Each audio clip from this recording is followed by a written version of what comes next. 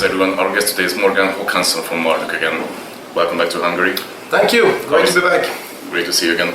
How is the tour so far with Ragnarok and Infernal War? So far so good. I mean, it's only the fourth day, so we're only starting up, but so far so good, and it's sure going to be great coming ahead, you know. That's a long time ago you released a new song called Werewolf.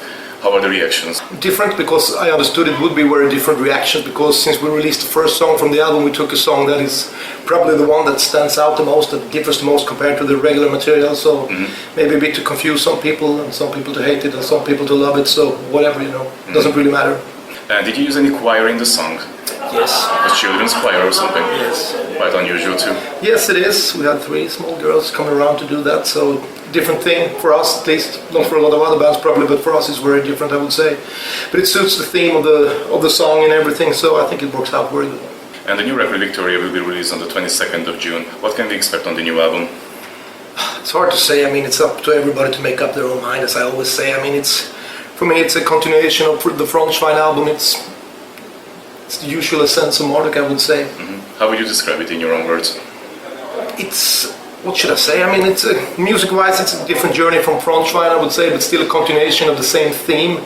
But I mean, as any other MARDUK album, I think it's a complete different musical journey. I think it has a lot of variation, power, aggression, devotion, feeling. You know, it's hard to explain. It's so fresh in your mind, but I think I'm very proud of it, and I think it's a great MARDUK album. Since the first album, your music has evolved a lot. How would you describe your artistic, musical evolution? It's hard to describe. I mean, you constantly play and you keep on doing what you believe in, and things change. That's the way it is. I mean, you don't do the same thing you did when you were 17 years old or whatever. I mean, mostly I would say it's a natural progression. We're not one of those bands who sit down and think like we have to do this, we have to do that. We always follow our instinct. We do whatever we think. It's always about making music and lyrics becoming one. And that the music is reflected in the lyric and the other way around, so that's what we keep on doing, whatever theme the album have, you know. So, I mean, this is the 14th album, and I'm sure the 15th is going to be different as well, you know. You have played some of your previous albums entirely in the last few years, like Panzer Division, Marduk. Do you plan to do the same with some of your early records?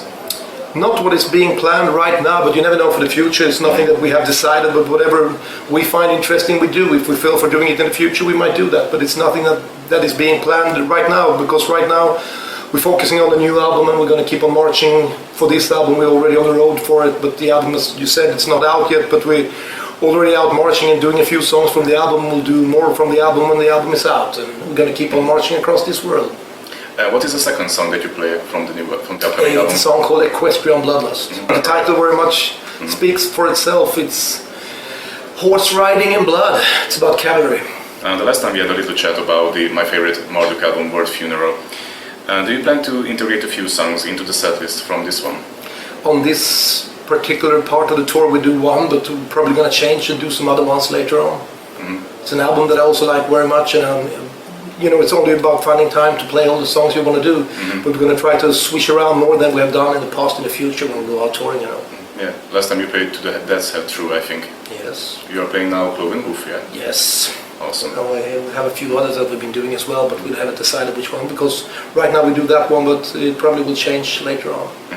One of the things that I really appreciated in your music is the fact that you always evolved a lot, and you're always trying to find a really experimental way to make it sound more diabolical, not just faster, you know. The thing that overall I would say that we always found important is, as I said earlier on, and I said 1,000 times, is to make music and lyric to become one. I mean, for us, it's a lot of bands, I get the feeling they write the music and then they just put some lyric on it just to have something to sing. For us, the lyrics is equally important as the music, and we put a lot of energy into making it fit into each song, so they reflect each other, so you get the full picture in your mind, and it creates a picture in your mind. It should be like a painting stuck in your mind. Some of the tracks like Dreams of Blood and Iron, Bleached Bones, or To the Death's Head Through are really special, you know, music-wise in every single way. How do you come up with such ideas? Hard to say. I mean, we're a band that everybody focusing a lot on writing music, so it's hard to say. That's what you live and what you do, so it comes natural. Yeah. You mentioned last time that the inspiration is coming from within. Yeah, I would say the longer you keep on doing something, you don't really find the inspiration in a lot of other bands as you maybe did when you were forged, when you were younger, you know, you had a lot of, but I think you come to a certain point in your life when you go inwards instead of from the outside. Some of your songs have been recorded with multiple guitar tracks. Have you thought about to have another guitar player with you on the tour? Like Peter Tadgran was in 1996, right? We had the idea for a few times, but it's nothing that we really want to do, because I even think that some of the latest albums we have done are more written for being with one guitar, I would say, you know. And on the albums we don't have this massive layer of guitars as maybe one used to have in the past. We try to keep it very simple. I think it's just having two guitars on every album makes it more dynamic than having this wall of just guitars, you know. More of a Slayer feeling, I would say. And you own a 7-string Ibanez guitar. Do you still have it now? No. You sold it? Yeah, ages ago. So you don't have any 7-string guitars at home at the moment? No, but in case we would still want to do some of the songs. I have a pedal that arranges that, if you want to do. So there is a small plan to do some of those songs later on. So just hang in there and you'll see in the future. You also mentioned your Fender Stratocaster guitar last time, that you really appreciate the diabolical sound that it has. Yes, and actually that one was not the damage, but it's been used a lot of touring, and I had it just lying around for a few years. But now I had a good friend back home who's very good on guitars. He fixed it for me, so it's up to date, and I actually even played it rehearsing the last times, you know. So maybe I'll use it in the future again, because it's still a very great old guitar. Was it the neck or some other part that was damaged? Everything. It just took a lot of damage being on the road for so long, you know. I had it as a main guitar for 7-8 years or something, and it gets a bit worn down, you know. Yeah, understandable. How many guitars do you have now? I don't know. I still have a lot of old guitars left. I still have my old guitar, my Weston I used to have when we toured. I had a guitar from 91, and I played it on all the shows more or less from 91 up until at least 99, 98, 99. I still have that. I'll be restoring that one as well. We did a show back in our hometown a few years ago when we played our demo tape with the original lineup. I was actually planning to use it that night, but I never did that in the last minute. But it's restored, it's still being there, you know, it's still in a bunker we have over RUS. Everything is collected there. Last time you played on the ESP camouflage model. Yeah. I mixed it with the Jeff Hanneman model. Yeah, it's more or less the same, but it's not his design model. But ESP is, I'm endorsed by them, and they are doing tremendous great guitars, and it's a pleasure to play them. And even before I got an endorsement for them, I had it for many years. I didn't even, maybe I told you before, but I didn't even want to change. I used to play my old Fender, and a bass player told me that they had this guitar in the local store, and he said it was amazing to play. I was like, nah, I don't know. But I tried it out, and it was amazing guitar to play, and it feels good in your hand. That's the most important thing, you know. You used to have a BC Rich one. I had tons of old BC Richard, but I would never really into them. Yeah, me neither. They just sound crap, most of them. So let's talk about your gear. What do you use on the tour? I use Marshall. As I done, same when we rehearse. I mean, you know, rehearsal bunker, I still have the same old Marshall GCM 800 that I bought used in 91, 92, and I just change the tubes on it once in a while, otherwise I still play it, you know. I've been using on a few albums as well, and it's the best, you know. How about the strings? Strings, the Dario strings, and it's nothing that I put real effort into. I tried a few different versions and found some that I like, and I just keep on using them. What about the gauge? Gauge? 1046? It's 1046. And do you remember your first guitar? Yes. What was it? It was a guitar that I bought from a friend in school's older brother, an old Fender Stratocaster copy called Duke. And the first song that you learned to play? It was probably Smoke on the Water or something like that, if I remember correct, some riffs like that. And what was the first show as a fan? As a fan? Being young, you saw a lot of local shows, and it's nothing real big importance, I would say. I don't remember the first bigger shows I saw. Yeah, I remember I think in '86 I saw Twisted Sister. And then in '87 I had the privilege to see King Diamond. Awesome. Yeah, it was great. And on there you go, then you saw Slayer and a lot of other bands as well. I mean, I had quite a few bands coming around back in the late '80s, early '90s. And the first show as a musician? Oh, that was just some local stuff in school, I would say. That time flies. Some cover band, I guess, yeah? And what was the first album you bought? Oh, I don't even remember actually with the first. I bought a lot of used albums from friends, you know, with the Line of the Sun that was like this, old vinyls. Was probably, I would say it was probably Kiss album. Probably Destroyer or something like that. And the last one? The last one, it was actually a used Wagner Götterdämmerung box set of vinyls. I found a lot of these goodies on eBay, you know.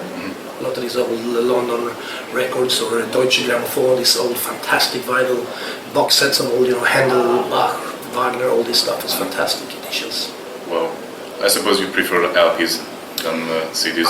I prefer both, but actually in the past I was a vinyl guy, then I sold a lot of my vinyl collection back in the mid-90s. Then I've been buying again, you know, but I buy different stuff. I buy a lot of classical stuff today, old used stuff, but it's fantastic. You can find it cheap and it's really good. Timeless pieces. And what do you like to do beside music? Do you have any hobby? Yeah, what I do, I mean, the time I have, I keep doing what I like to do. I mean, I fish, hunt, do things like that, outdoor life, things like that. What do you prey upon? Deer, boar. Do you cook them or just collect trophies? I cook them, of course. What's your specialty? I don't cook it myself, but I like, you can do so many things, so depending on, you can grill it, it's always nice. And what makes you feel the most proud or ashamed when you're thinking about Mankind? I don't know really. Mankind is a very special kind, so I don't know. I don't really think about it. I prefer to focus on my own stuff than thinking what Mankind have done. Or, I mean, you read history and you see the history of Mankind, you know, and you can make up your own mind. And if you should represent humanity to an intelligent alien race with any kind of artwork or piece of art, what would you choose? Brutal, the triumph of death. And are you interested in the Norse mythology? Yeah, I would say so, yeah. And who's your favorite character from that? Loki. Can I ask a tattoo of yours? That is the one. What is it behind the tattoo? It's the district where we live. Alright. No, simple. So it's a local patriotic I don't think it's patriotic, but it's a place that I like a lot and a place where I was born and I hopefully die there, so yeah, it's nice. Is there any place where you like to go to recharge your batteries? I just like to be back home. I live on the countryside and for me that's the special place to be, and I found a place where I feel I really belong, so for me it's fantastic to be there. Last time I asked you about your 5 favorite metal albums. Could you name your 5 favorite albums outside metal music? That's hard to say as well because it changes all the time, but as I said, right now I'm buying up a lot of old vinyls of classical music, so I think most of the things would probably be classical or industrial music right now. You know? What are your plans for this year?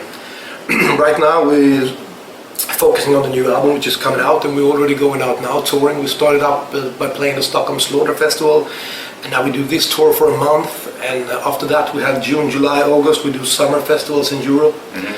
And at very late August into September we're doing like 9-10 dates in Poland together with Vader.